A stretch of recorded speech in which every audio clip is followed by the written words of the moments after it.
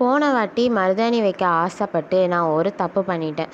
என்ன பண்ணேன், நிறைய தண்ணி ஊற்றி அரைச்சிட்டேன். ஸோ அதனால் அது ஒழுங்காக வரலை. அப்புறம் அப்படி இப்படி மேனேஜ் பண்ணி அதை நான் திக்காக கொண்டு வந்துட்டேன். ஸோ அந்த தப்பை இந்த வாட்டி பண்ணக்கூடாதுன்ட்டு இந்த வாட்டி நான் ரொம்ப கேர்ஃபுல்லாக அரைச்சேன். தண்ணியே ஊற்றாம தான் அரைச்சேன். அப்புறம் அரைக்க கொஞ்சம் கொஞ்சமாக தண்ணி ஊற்றி அரைச்சி எடுத்துக்கிட்டேன். ஆனால் இலை பார்த்திங்கன்னா ரொம்ப சாஃப்டாக இல்லாமல் ஒரு மாதிரி குருகுருன்னு தான் இருந்துச்சு.